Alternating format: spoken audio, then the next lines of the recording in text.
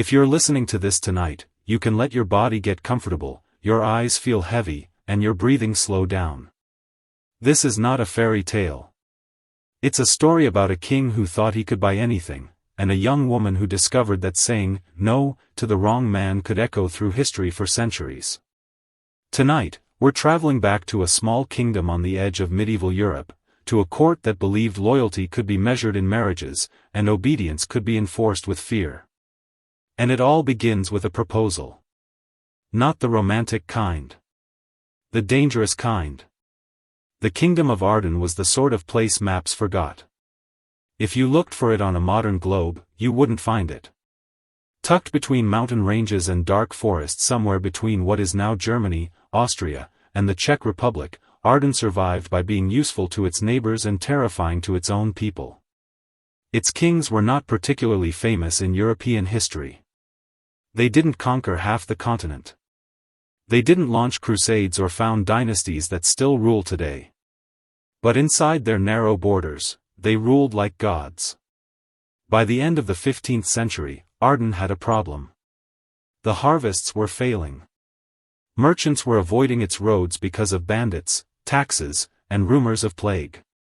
And the aging king, Edric III, had one obsession: he wanted to join the real royal families of Europe. To him, that meant one thing: marrying into a bigger, richer, more powerful house. The trouble was, Europe's great families weren't lining up to send their daughters to Arden. Its winters were long, its nobles were rough, and its king had a reputation for being difficult. And that's where she enters the story. Her name was Ilara of Felden. Ilara did not grow up in a palace. She grew up in a house that smelled like ink, damp paper, and coffee. Her father, Thomas Felden, ran a counting house in the capital. He kept the books for merchants, lent money to minor nobles, and, very quietly, advised the royal treasurer when numbers didn't add up. He wasn't a noble by birth, but he was useful. And in Arden, usefulness could be more valuable than titles. Ilara spent her childhood surrounded by ledgers and maps. While other girls were taught to embroider, she learned to read contracts. While they practiced dances for court, she watched her father explain to powerful men why their debts were a problem, and how he could solve them. By 17, Ilara could read and write in 3 languages. She could look at a page of numbers and see patterns: who was getting rich, who was slowly drowning. She understood something most people in her kingdom never did: that power wasn't just swords and soldiers. It was credit. It was information. It was who owed whom. Her father used to joke that she saw the kingdom more clearly than the king did. He didn't know how right he was. In the spring of 1487, the royal court announced something unusual. King Edric was inviting all families of standing to the palace for a series of feasts, dances, and discussions of the realm's future. No one believed it was really about politics. Whispers in the market turned the announcement into something else: the king was looking for a bride. Not for himself, the queen had died years earlier, and he had no intention of replacing her. No, this was about his son. Prince Aldrin. Aldrin was 25. Tall, handsome in a cold way, trained in all the courtly arts, and utterly uninterested in romance. He saw marriage the way his father did, as a treaty written in flesh and blood. The king wanted a foreign princess. But foreign princesses were hard to get when your kingdom was small and poor. So he came up with a different plan. If he couldn't marry his son into a strong foreign house, he would make his own nobles stronger, and more loyal, by binding them to the crown through marriages, titles, and debts. And somewhere in that web, he decided, would be a woman he could turn into a symbol. A queen not just by name, but by message. No one refuses Arden. Ilara didn't expect to be invited. She wasn't a noblewoman. She wasn't rich in the flashy, jewel-dripping way that courts like to show off. Her family's influence was quiet, written in ink, hidden in dusty ledgers. But the royal treasurer knew exactly how valuable Thomas Felden was. And he knew something else. The crown owed the Feldon family a lot of money. Inviting Tomas and his daughter to court, he suggested to the king, would be prudent. Bring them to the palace, he said. Let them feel the warmth of your favor. Debts are easier to manage when the creditors feel flattered. And so, one grey morning, a letter arrived at the Feldon house sealed with red wax and the royal crest. Tomas read it twice, eyes widening. Ilara, he said slowly, we've been summoned to court. She wiped ink from her fingers and took the letter. In that moment, she had no idea that this simple invitation, to eat, to dance, to smile under candlelight, would become the first link in a chain she could never quite break. The royal palace of Arden was not grand by European standards. It did not have Versailles mirrors or the endless galleries of Spanish courts. But to Ilara, walking through its gates for the first time, it felt like another world. High stone walls wrapped around courtyards full of banners snapping in the wind. Soldiers in red and black stood at attention, eyes straight ahead. Servants hurried across cobbles with trays and fabrics. Echoes of music drifted from an open hall. Inside, the air smelled of beeswax, roasted meat, and perfume. Women in silk dresses moved like colorful waves. Men in velvet and fur exchanged smiles that didn't reach their eyes. Ilara felt the same strange mix of fascination and unease she'd felt reading the kingdom's ledgers, so much wealth, balanced on so much debt. Her father whispered advice as they climbed the stairs to the great hall. Watch who speaks, he murmured. Watch who listens and says nothing. Remember what I told you, the king sits on the throne, but others hold up the floor beneath him. At the top of the stairs, a herald called their names. For a heartbeat, the hall seemed to quiet. Eyes turned toward the moneylender and his daughter. To most nobles, they were a curiosity, perhaps even an insult, proof that the king was willing to invite people like that into their world.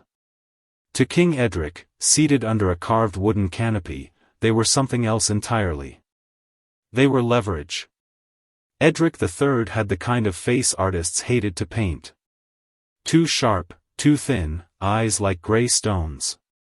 But his voice was warm when he wanted it to be, and he used it like a weapon. Master Feldon, he said as Tomas bowed low. You keep my kingdom's numbers in order.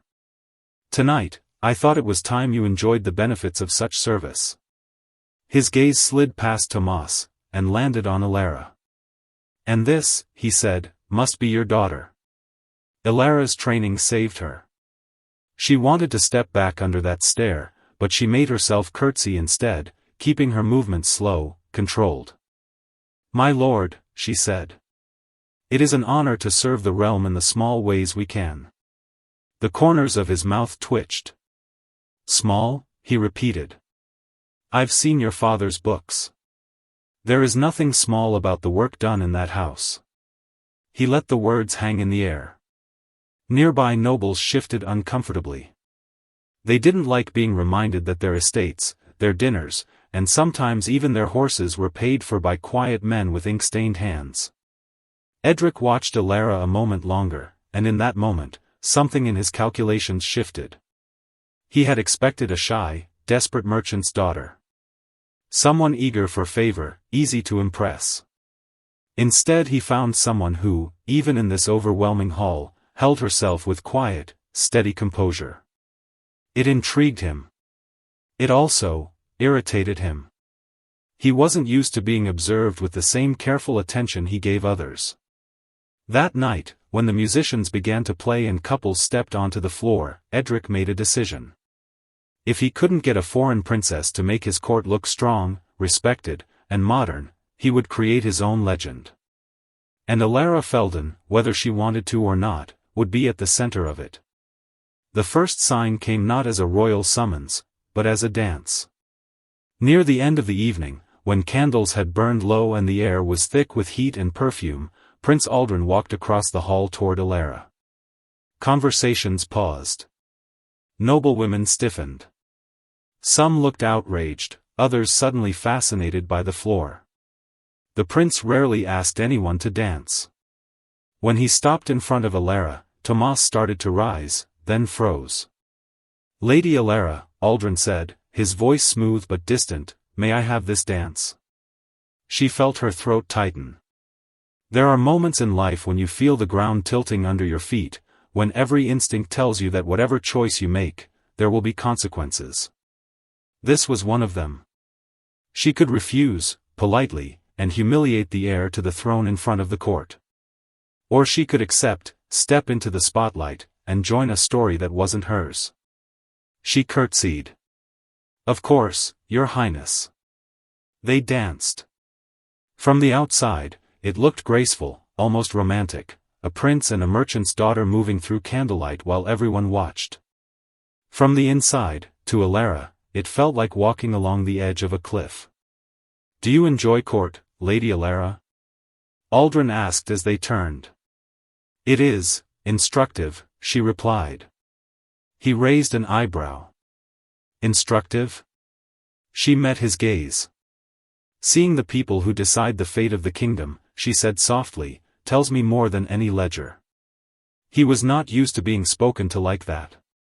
Most young women at court tried to flatter him, or impress him, or giggle at his jokes. Alara analyzed him.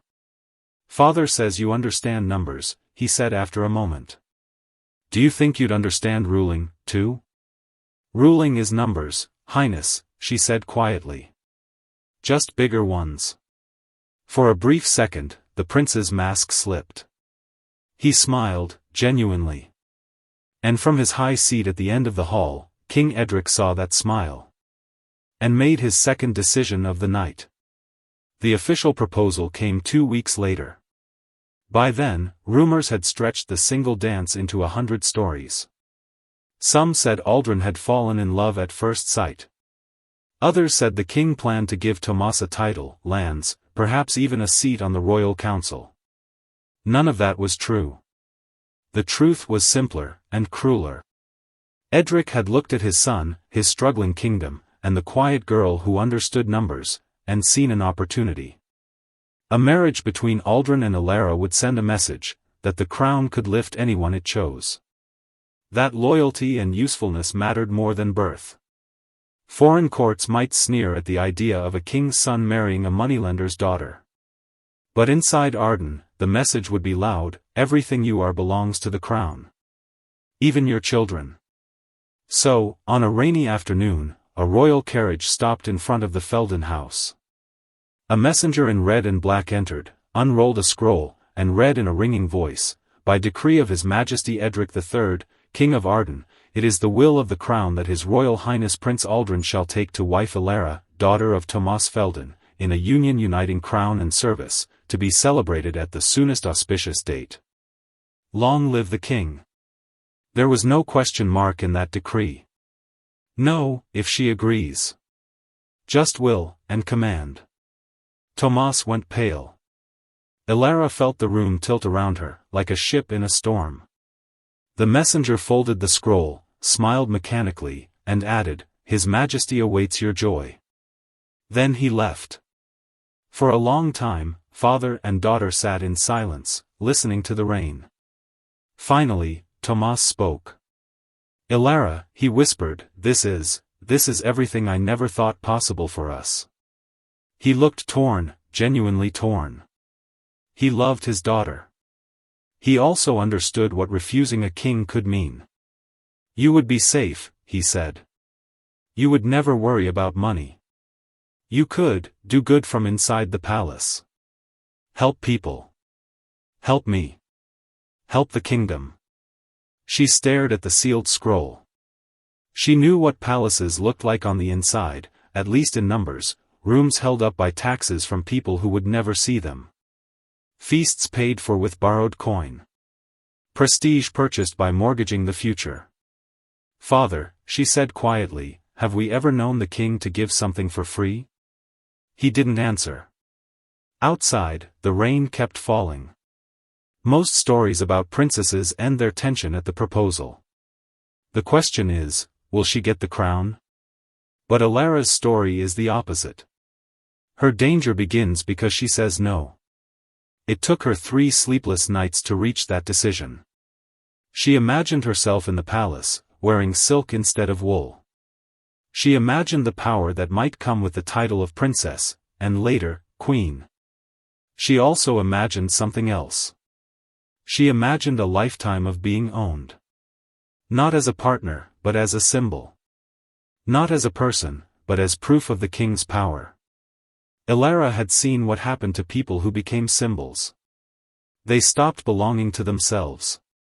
On the fourth morning, she stood in front of her father, hands trembling, and said the words that would make Arden whisper her name for generations. "Father. I can't marry him." Tomas closed his eyes. "Elara, I know what it means," she said. "I know what we risk.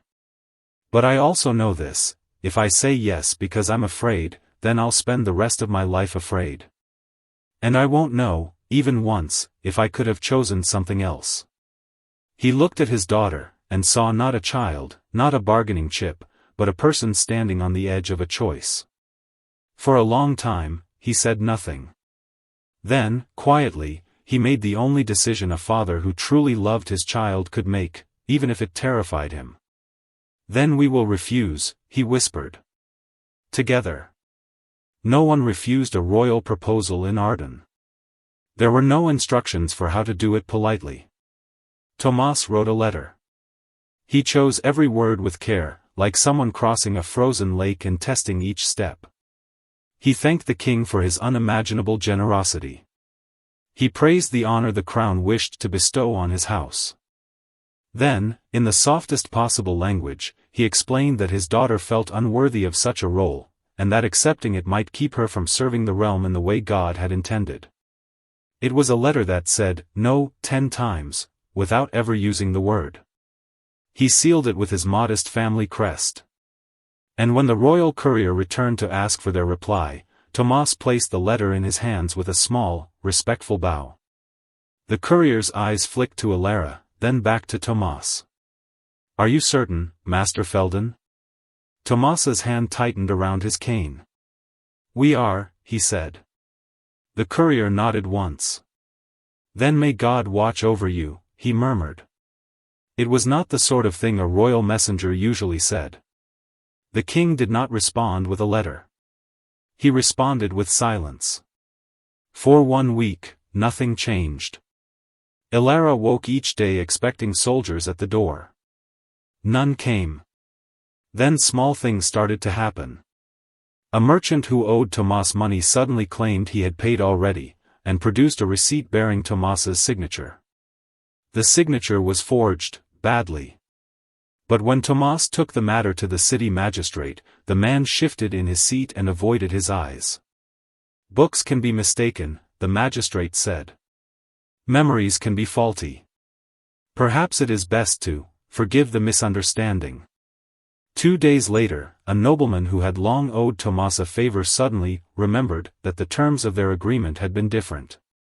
His new version left Tomas with almost nothing. Old contracts went missing. New regulations appeared, making it harder for moneylenders to collect debts from anyone connected to the court. It was as if an invisible hand was moving across the kingdom, erasing the Felden family's safety, one line at a time. Tomas understood what was happening. The king was not stupid enough to arrest the popular moneylender for refusing a marriage. That would raise questions. Questions led to stories. Stories could lead to sympathy. Instead, the crown would simply teach a quieter lesson. No one says no to us and walks away untouched. The real punishment, when it came, was announced as a kindness. One afternoon, as autumn winds rattled the shutters, another royal carriage arrived. This time, it was not a messenger who stepped out, but a man Elara had seen only once at court, Lord Halvern, the king's lord of lands and justice. He was tall, thin, with a face like a closed door. "Master Felden," he said as Tomas bowed, "His Majesty has considered your humble refusal." Elara watched her father's shoulders tense at the word humble. "And His Majesty," Halvern continued, "has decided that it would be unwise to burden you with further royal attention." A flicker of hope stirred in Elara's chest. Perhaps the king had decided to let it go. However, Halvern said softly, there remains the matter of the crown's finances. Given your long years of service, His Majesty believes your talents would be of greater use, closer to the source of our difficulties. He unfolded a parchment. By royal order, Tomas Felden is hereby appointed Keeper of Accounts at the northern border fort of Kessel. Effective immediately. Tomas stared. Kessel was not a promotion. It was a punishment with a polite face. The northern fort was freezing, isolated, and notorious for being a place where inconvenient people were sent and politely forgotten. And as for your daughter, Halvern added, turning to Alara, His Majesty has taken note of her admirable modesty. He would not dream of forcing a lady of such delicacy into a role she finds unworthy of herself. For a moment, Alara dared to breathe. Then he smiled. Instead, she will serve the kingdom in another way. There is a house on the eastern hill, the house of Saint Brigid. A place of reflection.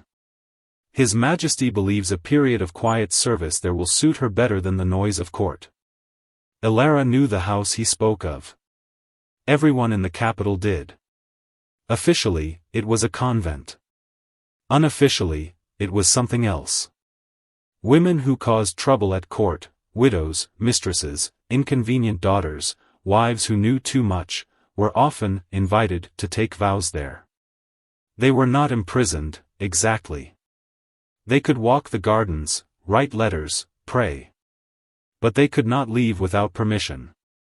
And that permission almost never came. It was not a dungeon. It was a beautiful cage. Refusing the king is not a crime, Halvern said calmly. But it is disruptive. His Majesty simply wishes to restore order, with grace. That was the true shape of her punishment. Not chains. Not torture devices like the horror stories people whispered about in other kingdoms. Something slower, more elegant. Exile wrapped in the language of duty. Silencing disguised as piety. Her father would be sent to the frozen edge of the kingdom, where disease and accidents were common and inspections were rare. She would be locked in a house of stone and silence, where women disappeared behind walls of prayer. All because she had said no.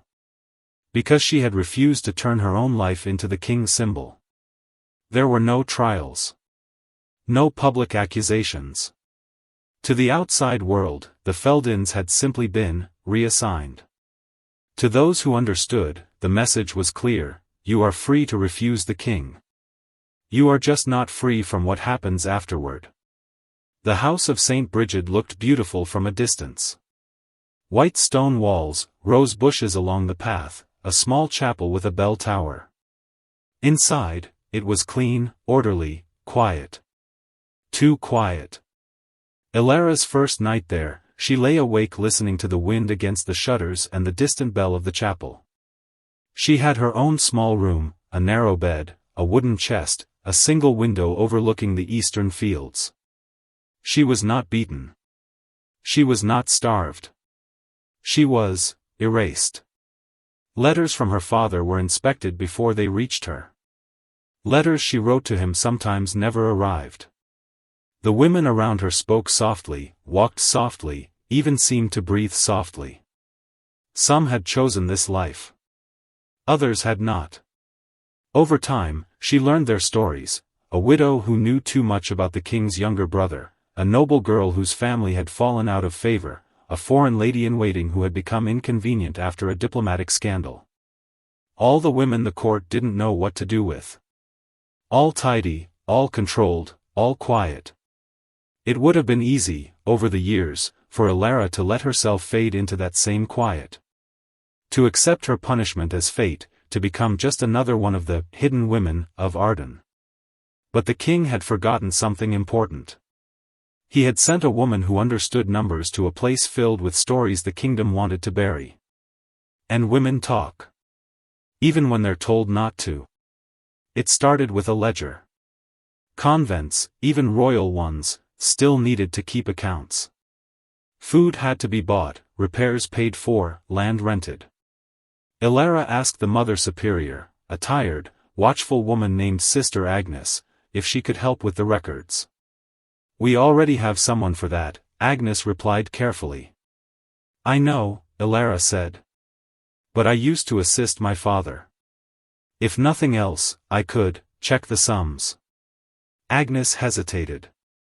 She was not a cruel woman. She knew the House of St. Brigid was sometimes used as a tool of power. She also knew that keeping the place running required at least some cooperation with that power. After a moment, she nodded. "Very well." Quietly. "Do not make a spectacle of your skill. It attracts the wrong kind of attention." Ilara smiled faintly. "I've been attracting the wrong kind of attention my whole life," she said. She began to keep the books. And in those books, she started to see patterns. Large donations from noble families, tied to the arrival of certain women. Money going out to royal officials, marked as gifts. Land transferred to the crown when a woman died without acceptable heirs, even if her family still lived. On parchment, in numbers, the House of St. Brigid stopped looking like a holy place, and started looking like a machine. A quiet, efficient machine for moving wealth and troublesome women into the hands of the crown. Years passed. Ilara's hair darkened, then slowly began to show threads of gray. She prayed with the others. She worked in the garden. And at night, by candlelight, she copied records. Not just the official ledger the crown occasionally inspected. Her own. On scraps of parchment she hid under the floorboards of her small room, Ilara kept a second book, a hidden history of every woman who had come through those doors. Names. Families. What they had done, or not done, that led them here. She noted which noble houses gained land and gold after each donation. Which royal officials signed which orders. Which members of the royal family were mentioned in hushed tones, or not mentioned at all. She did this not because she thought she would ever use it, but because she could not bear the thought that all these lives would vanish without a trace. If the kingdom insisted on burying these women, she would at least keep a map of where they were buried. In the north, at Fort Kessel, her father did something similar. He kept the fort's official accounts for the crown.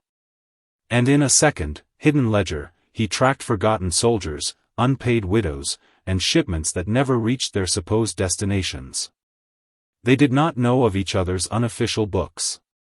But in two cold corners of Arden, father and daughter quietly began writing a different kind of history. The legend would say that Ilara's revenge was planned. That from the moment she stepped into the House of St. Brigid, she was plotting to bring down the king. The truth is less cinematic. She did not plan a revolution. She planned to survive. The turning point came almost 20 years later, long after most of the court had forgotten there had ever been a royal proposal to a moneylender's daughter. King Edric was dead. Prince Aldrin had become King Aldrin. The new king had fought wars, lost men, raised taxes. He was not happy, but he was secure, or so he thought. Then one winter, disease swept through Arden. Not the usual fevers that carried off the poor quietly. Something harsher. It hit the crowded parts of the capital hardest. The same neighborhoods where women who disappeared to St. Brigid once had families, friends, lives. Suddenly, there were questions. Where had the king's money gone, if not into proper sewers and clean wells? Why were the rich hospitals full of empty beds while the poor died in the streets? And there was another question, quieter but sharper. Where were all the wives, sisters, and daughters who might have cared for these families? The answer, of course, was, behind walls. Walls like the ones of St. Brigid. The spark that lit the legend was small. A young scribe, hired by the crown to inspect the accounts of various religious houses, arrived at St. Brigid with a satchel full of parchment and an arrogant smile. He assumed the women there would be simple. They were not. He spent a week going through the official books, growing increasingly frustrated. The numbers didn't make sense. On paper, the house received just enough to survive. Yet he could see with his own eyes that donations from noble families were far larger than what was recorded. "Where does the rest go?" he asked Sister Agnes, trying to keep suspicion out of his voice. "To the needs of the kingdom," she replied vaguely. It was not the answer of a woman who didn't know. It was the answer of a woman who knew too much, and had learned the cost of speaking plainly. Frustrated, the scribe decided to inspect the storage rooms himself. He chose the wrong time. Elara was there. Kneeling on the floor among sacks of grain and jars of dried herbs, she looked up as the door opened and saw the royal seal on his satchel. He saw a middle-aged woman in simple robes, and ignored her. He began pulling open crates, tossing aside items, muttering about hidden wealth and lazy sisters. One of the younger women flinched as he knocked over a jar, spilling lentils across the floor. "Careful," Elara said quietly. "Waste is expensive." He snorted. "What would you know about accounts?" he said. It was the wrong question to ask the wrong woman in the wrong place. Something in Elara snapped, not with anger, but with clarity. All these years she had been quietly recording. Watching. Storing information like one stores grain against a future hunger. Looking at this careless young man, this petty functionary of a court that had exiled her, she realized something. The crown had grown sloppy. It had been so sure of its power that it no longer remembered to hide its tracks properly. And suddenly, she saw a path. Not to escape, that ship had sailed years ago. But to do something with the history she had been hoarding. To turn the quiet punishment of one woman into a mirror held up to the entire kingdom. She didn't confront the scribe directly. Instead, she did what she did best. She made an offer. "Brother," she said the next day, catching him in the courtyard, "I heard you speaking with our mother about the accounts. You seemed troubled." He eyed her suspiciously. "Who are you to ask?" "No one," she said. "Just a woman who kept books before she knew prayers." He hesitated. His job, his future, depended on making sense of the numbers here. If he failed, he would be blamed. If he uncovered something truly scandalous, he might be silenced. Both outcomes scared him. "I don't need help," he muttered.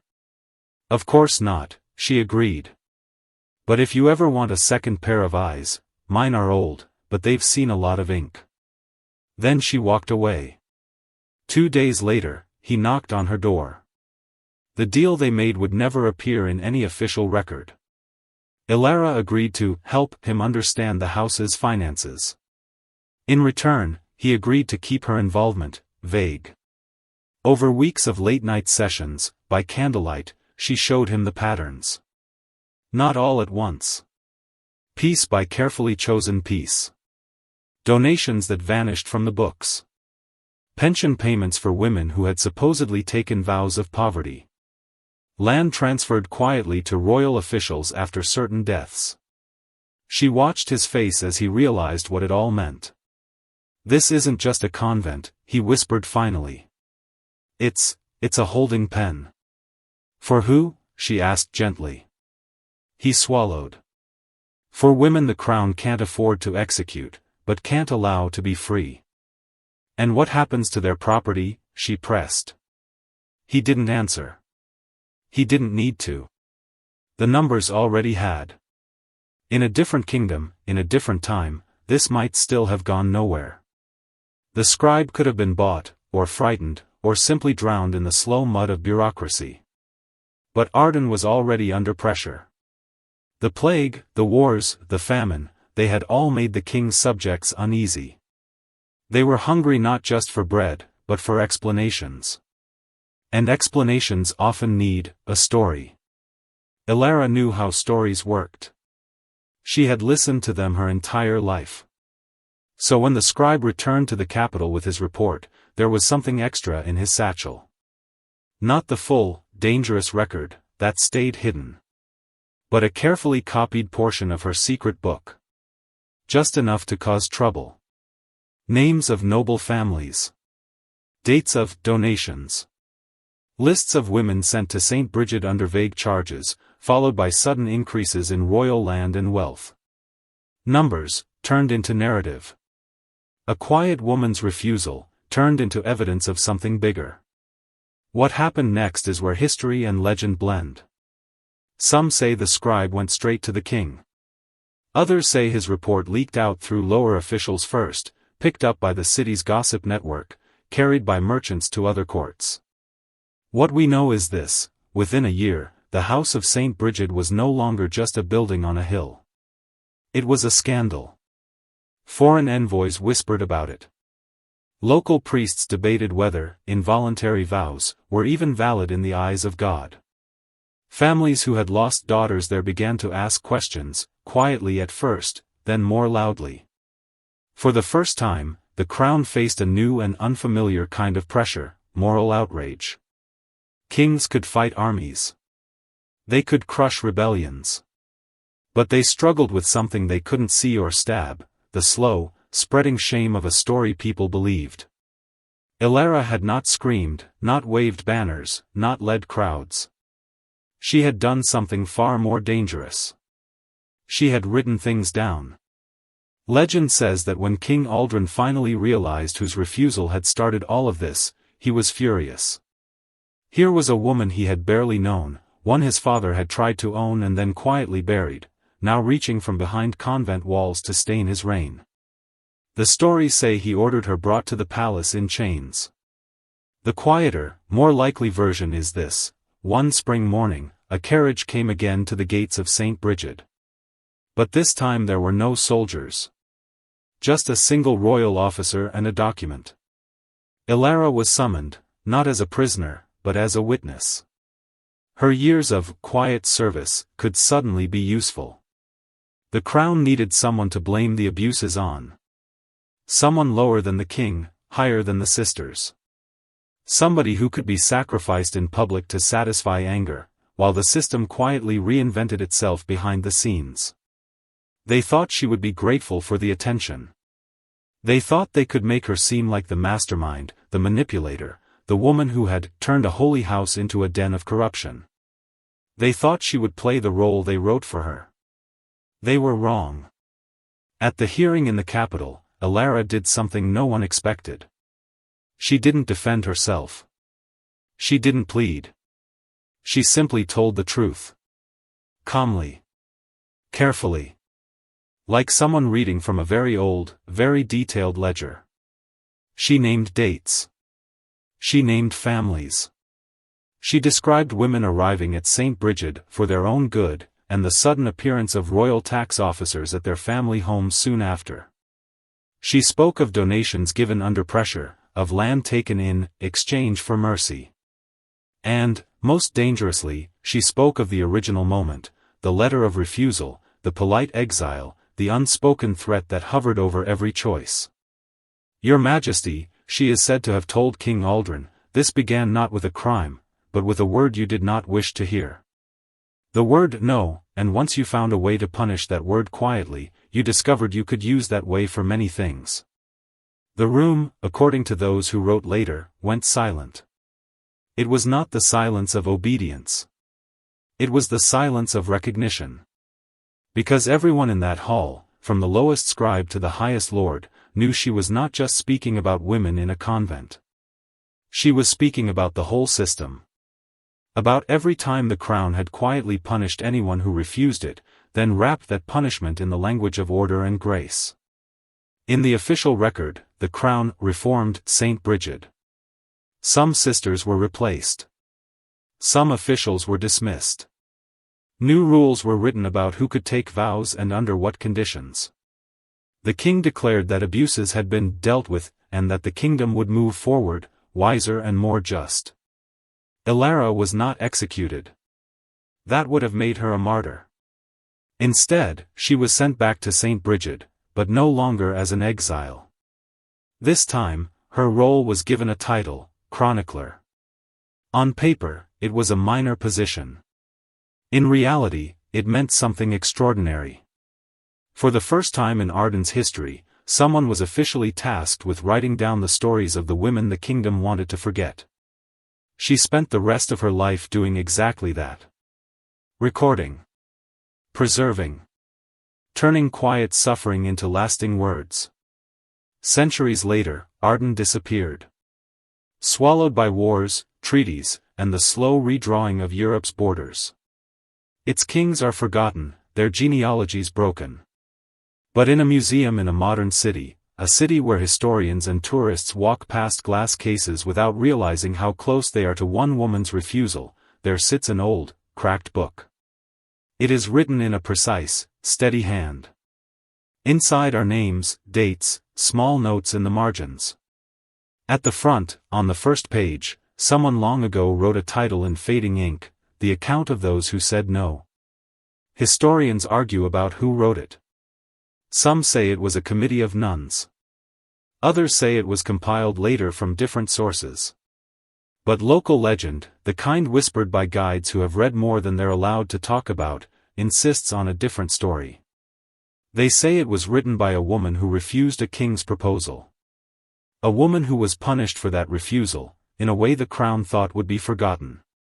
Instead, she turned her punishment into a ledger the whole world could one day read. Her name doesn't have to be on the book. It's in the margins of history itself.